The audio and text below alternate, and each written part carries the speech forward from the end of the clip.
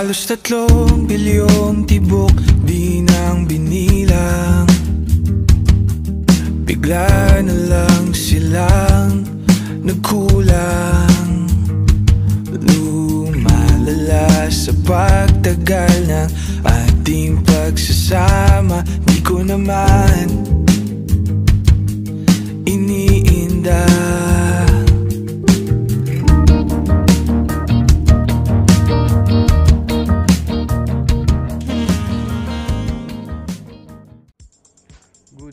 Good morning mga tol. Dito tayo ngayon kung titingnan natin yung ating motor na pinapagawa.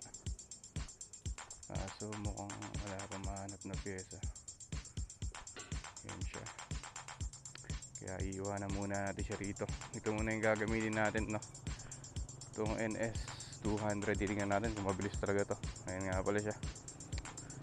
Ay, ang hirap talaga pag nasisiraan. Okay guys, let's go. Swabe. So swabe rin ang takbuhan nito. Ayan, dyan muna si Exia. Hindi pa nahanap yung pyesa na para sa kanya. Ito muna yung gagamitin natin. Tinakas nga lang pala natin to sa may-ari. Hindi natin pinaalam.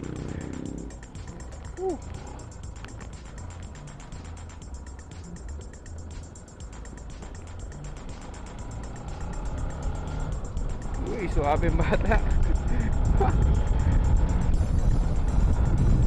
Ayos. Nanibago tayo dahil napakalapad ng gulong nito. Medyo mabuhay, ganun. Hindi naman, siguro naninibago lang ako. Suwabe naman. Tulas talaga, grabe. Dapat hindi na akong taglo.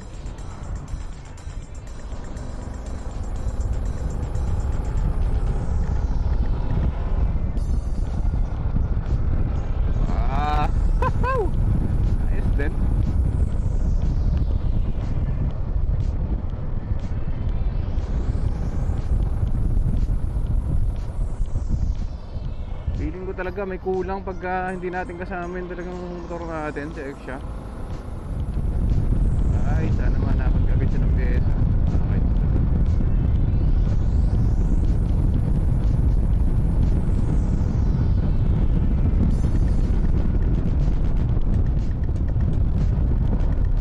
O diba, suwabe? Suwabe din sa mga liguan, siyempre. So, di natin alam, baka ma-overshoot, guys. Mukhang di naman.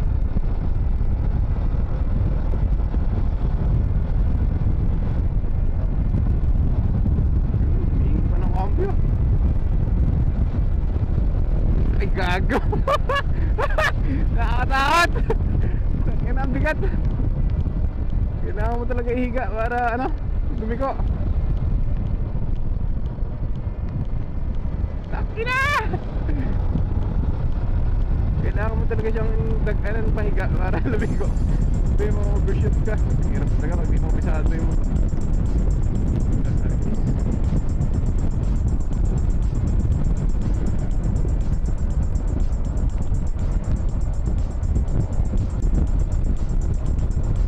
Pero makakapisado rin natin.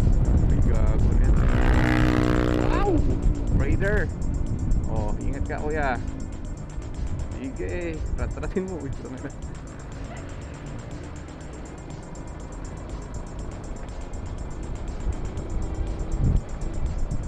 Tayo, wala tayong tug eh. NMAX likod. Grabe. Hindi tayo pwede makipagsabayan sa mga tot. Di natin kabisado itong motor. Mga kulurin tayo sa gilid-gilid. Ilang po yan, mauna lang kayo. Oh, grabe naman yung mga karbadahan ng mga ligo. Hindi ko kaya yan, pag itang gamit. Grabe ang hirap nitong yung balance yan.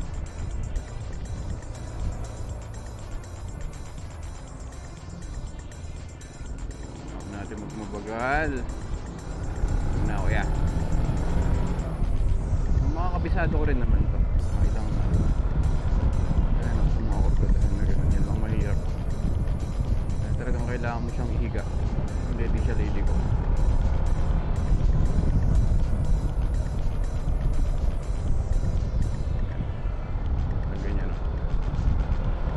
swabe na. Okay. Pwede na. Ay, gago. Tangin na. Di ba wala okay? Nakakatakot pa. Yan. Nakakaba.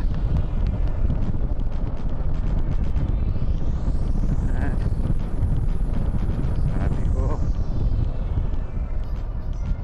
tulutin tayo sa gilid. Nagkamali tayo dito.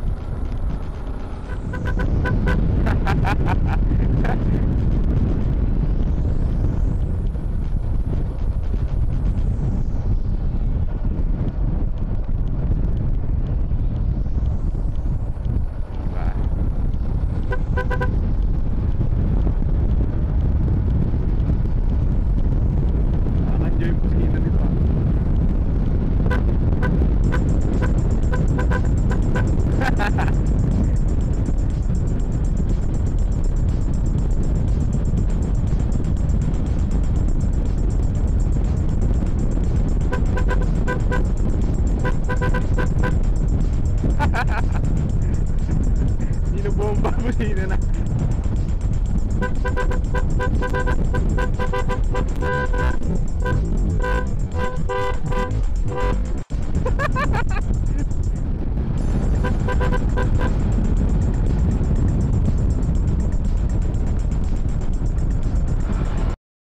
It was at this moment that he knew.